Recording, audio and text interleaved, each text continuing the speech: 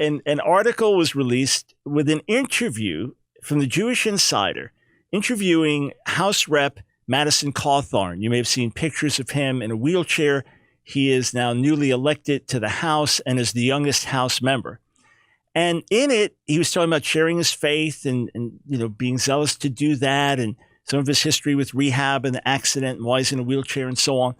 And he talked about reading Gospels, reading Torah, reading the Quran. And one reason he read the Quran was to try to understand the Muslim mentality better. And if he met a Muslim who said, yeah, I'm a Muslim, but I kind of am interested in Christianity, can we talk, that he'd be able to talk with them? And said, actually, a couple of times he's seen Muslims come to Christ. So, naturally, it's a Jewish publication. What are you going to ask him? You're going to ask him, have you shared your faith with Jews? So the way it's put in the article, they asked if he's tried to convert Jews to Christ, and he laughs in his answer and says, I've got some folks to switch who are more like cultural Jews, but the real religious ones, it's hard for me to interact or get a hearing with them, kind of thing. And that was that. That's no big deal. He is a Christian. He shared his faith. He is a follower of Jesus. He shared his faith. That's what we are supposed to do. In fact, when you are born again as an adult or as a teenager, so you didn't know the Lord and you have this dramatic born again experience, or maybe you're raised in the faith and truly come to know Jesus in a real way, you just want to tell everybody. It's just natural. It happens all the time. No one even needs to tell you. You need to share your faith any more than when something special happens in your life and you have close friends and you want to tell them.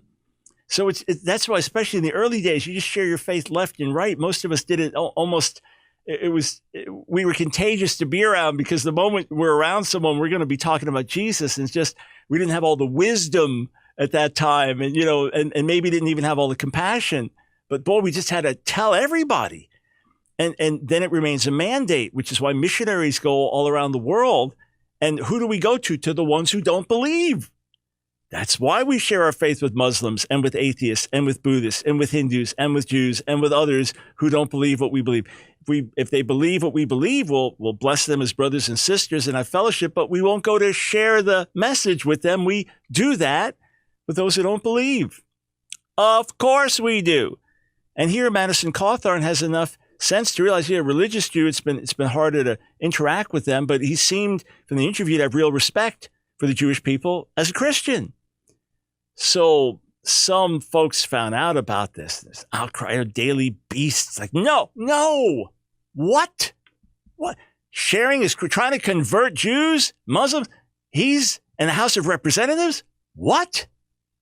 Chris Hayes on MSNBC. This is an overtly anti-Semitic thing to do, and calls for the GOP to condemn Madison Cawthorn for sharing his faith, for doing what Christians do. So I've got my latest article on this, and I went to check on him, and sure enough, there he is on Twitter. And instead of backing down, let me just grab his tweet. Instead of backing down, he's saying, hey, this is dangerous. When people are telling me not to share my faith, he says, I'm being attacked because I share my faith with others. Is the left fully anti-religious freedom now? This is dangerous for America. So my hope is that Madison Cawthorn will share his faith all over Congress.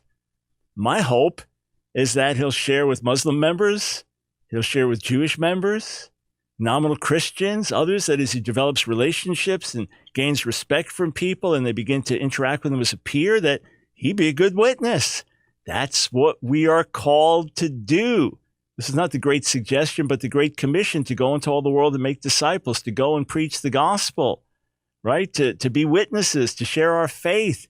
Jesus says to his followers, his first apostles, follow me and I'll make you fishers of men.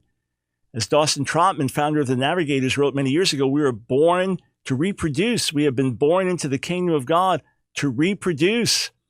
So go for it, sir, with love, with wisdom, with sensitivity, without conversion, as I assume you do. Go for it. Share the good news. And now back to us and the larger subject of the show today, talking about the spiritual realm. Remember, our battle is ultimately spiritual. Political issues do matter. Culture wars do matter. And if we just abdicate, Let's just think. It's so dirty. It's so messy. It's so ugly. And no party is perfect. No candidate's perfect. And it's just so much money spent. It gets taxed. And it's such a waste of time and energy. Let's just leave that to others. Leave the culture to others. Leave politics to others. And multiply tens of millions of Christians abdicate their responsibility, our responsibility as believers in the society. Then there is no salt, there is no light, and pretty soon we can't practice our faith. That's what would happen. In a country like America, where we make up, a third of the population, maybe? At least a quarter of the population? Let's say a third of the population. You take us out. Oh, yeah, there are decent people that don't believe what we believe, and there are people that want freedom that don't believe what we believe, and there are ethical Jews and Muslims and others that don't believe what we believe. But you take us out in those numbers, you're talking about the end of the ability to practice our faith freely in America, the end of our ability to teach our children what we want in our homes and in our schools. So no, we don't abdicate. We don't drop out. We play our role, but we keep our focus on where it needs to be, which is being disciples and making disciples, knowing God and making God known. That's why we're here. First and foremost, Great Commission.